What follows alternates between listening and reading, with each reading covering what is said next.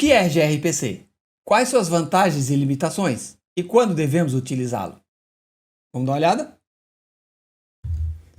O gRPC é um framework de código aberto e alto desempenho que pode ser executado em qualquer ambiente para chamadas de procedimentos remotos. É o resultado de melhorias na arquitetura RPC interna do Google, chamada de Stub, e foi liberado como um projeto de código aberto em 2016. Antes de mais nada, vamos entender o que é RPC ou Remote Procedure Call. Uma chamada de procedimento local é uma solicitação para executar algum código.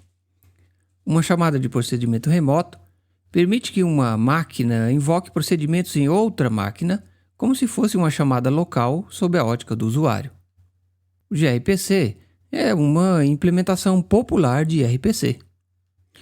Muitas organizações adotaram o gRPC como o mecanismo RPC preferido para conectar um grande número de microserviços em execução dentro e entre seus data centers. Mas o que torna o gRPC tão popular? Vamos dar uma olhadinha um pouquinho mais de perto. Primeiro, o gRPC possui um respeitado e crescente ecossistema de desenvolvimento. Isso facilita muito o desenvolvimento de APIs seguras, com qualidade de produção e ótima escalabilidade. O núcleo do ecossistema gRPC é o uso de buffers de protocolo, ou protocol buffers, ou resumidamente protobuf, como formato de troca de dados. Buffers de protocolo é um mecanismo agnóstico independente de linguagem e plataforma usado para codificar dados estruturados. O gRPC usa buffers de protocolo como padrão para codificar e enviar dados através da rede. Embora o gRPC possa suportar outros formatos de codificação de dados como o JSON, o protobuf fornece várias vantagens que o tornam o formato de codificação preferido para o gRPC. Protocol Buffers oferece suporte a definições de esquemas fortemente tipados. A estrutura dos dados transmitida pela rede é definida em um arquivo do tipo proto. Protocol Buffers fornece um amplo suporte de ferramentas para transformar o esquema dos arquivos do tipo proto em classes de acesso a dados para as linguagens de programação mais populares. Um serviço gRPC também é especificado no arquivo do tipo proto, definindo-se os métodos RPC, parâmetros e tipos de retorno. As mesmas ferramentas são usadas para gerar os códigos do cliente gRPC e do servidor gRPC a partir do arquivo proto. Os desenvolvedores usam as classes geradas como cliente para fazer chamadas RPC e as classes geradas como servidor para responder às solicitações RPC.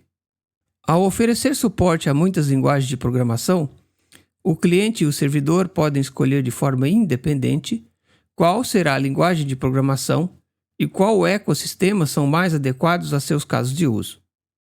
A segunda razão pela qual o gRPC é tão popular é porque ele possui alto desempenho pronto para ser usado sem necessidade de modificações.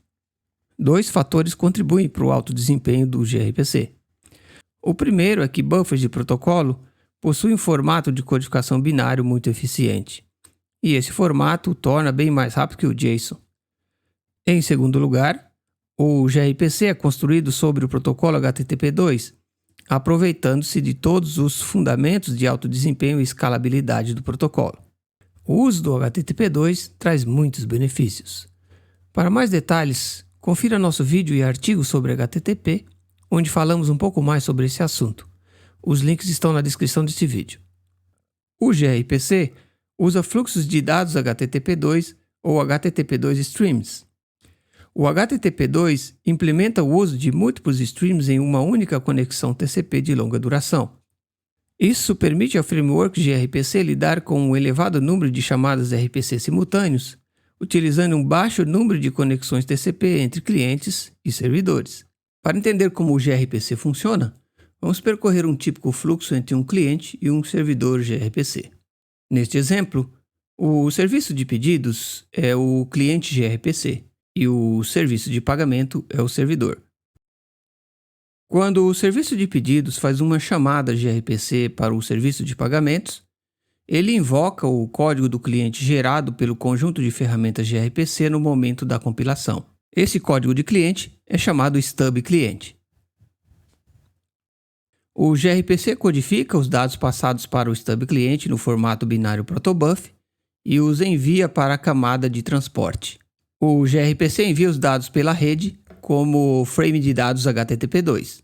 Em razão da codificação binária e da otimização de rede pelo HTTP2, é estimado que o gRPC seja 5 vezes mais rápido que o JSON. O serviço de pagamento recebe os pacotes enviados através da rede, decodifica-os e invoca o servidor de aplicações. O resultado retornado pelo servidor de aplicações é codificado em buffers de protocolo e enviado para a camada de transporte. O serviço de pedidos recebe os pacotes, decodifica-os e envia o resultado para a aplicação cliente. Como podemos ver no exemplo, em teoria, o gRPC é muito fácil de implementar. Mas, se é tão fácil de utilizar, por que não temos um uso elevado de gRPC entre clientes e servidores web? Um dos motivos é que o gRPC depende de mecanismos que acessem as primitivas de baixo nível do HTTP2. Nenhum navegador moderno está preparado para lidar com os frames HTTP2 e, portanto, não fornece o nível de controle necessário para requisições web suportarem clientes gRPC. É possível fazer chamadas gRPC a partir de um navegador com a ajuda de um proxy. Essa tecnologia é chamada de gRPC Web. No entanto, as funcionalidades do gRPC Web não são totalmente compatíveis com o gRPC e não entregam todo o potencial de uso que o gRPC oferece. Então, onde o gRPC se destaca e quando devemos usá-lo? O gRPC é o mecanismo de comunicação entre microserviços preferido pelos data centers. Seu amplo suporte a muitas linguagens de programação permite que os provedores de serviços escolham suas linguagens preferidas e desenvolvam ecossistemas mais adequados a seus casos de uso. Há também o uso crescente de gRPC em clientes de dispositivos móveis nativos. Sua eficiência e desempenho fazem muito sentido em ambientes com restrições no uso de energia e largura de banda, tipicamente aplicáveis aos dispositivos móveis. Se você quiser aprender mais sobre projetos e desenho de sistemas, acompanhe nosso blog e nossas redes sociais. Se você gostou ou aprendeu algo novo com esse conteúdo, deixe seu like e inscreva-se em nosso canal. Muito obrigado e nos vemos no próximo vídeo.